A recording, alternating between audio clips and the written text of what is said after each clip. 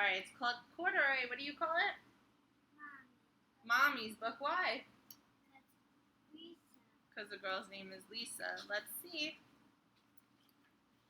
Corduroy is a bear who once lived in the toy department of a big store.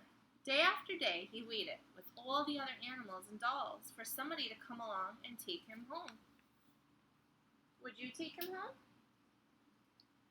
Yeah, you want a teddy bear? What? Yeah.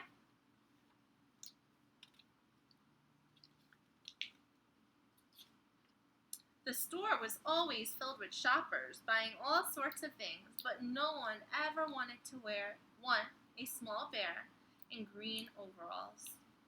Then one morning, a little girl stopped and looked straight into Corduroy's bright eyes. "Oh, Mommy," she said, "look, there's the very bear I've always wanted." "Not today, dear," her mother sighed. "I've spent too much money already. Besides, he doesn't look new. He's lost the button to one of his shoulder straps."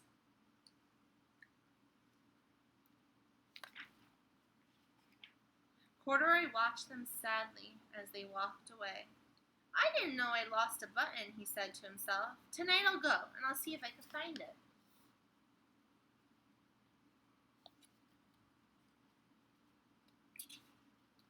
Late that evening, when all the shoppers had gone and the doors were shut and locked, Corduroy climbed carefully down from his shelf and began searching everywhere on the floor for his lost button.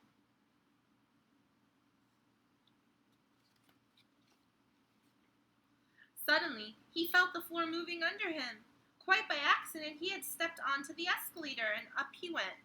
Could this be a mountain? He wondered. I think I always wanted to climb a mountain. Is he on a mountain? What is he on? Escalator. More mac and cheese, please. Alright, in a minute. He stepped off the escalator as it reached the next floor, and there before his eyes was an amazing sight. Tables, chairs, lamps, sofas, rows and rows of beds. "This must be a palace," Corduroy gasped. "I guess I've always wanted to live in a palace." I'll make more of this. He wandered around admiring the furniture. "This must be a bed," he said. "I always wanted to sleep in a bed." And up he crawled onto a large, thick mattress. All at once he saw something small and round. "Why, here's my button," he cried, and he tried to pick it up. But like all the other buttons on the mattress, it was tied down tight.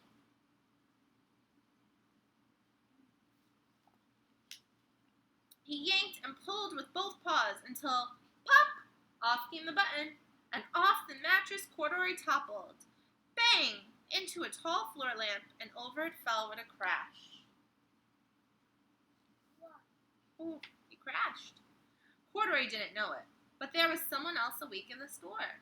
The night watchman was going around on the floor above. When he heard the crash, he came dashing down the escalator. "Now, who in the world did that?" he exclaimed. "Somebody must be hiding here."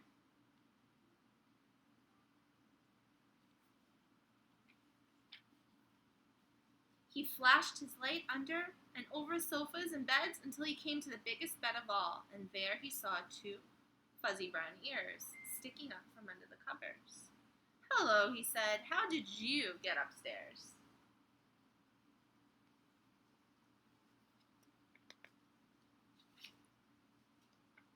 The watchman tucked Corduroy under his arm and carried him down the escalator. He set him on the shelf in the toy department with the other animals and dolls. Who's sleeping? It's nighttime. Well, he found a button on the mattress, but remember he pulled it and it was stuck on there? So he left it there. I don't know. Corduroy was just waking up when the first customers came into the store in the morning. And there, looking at him with a wide, warm smile, was the same little girl he'd seen the day before. "I'm Lisa," she said.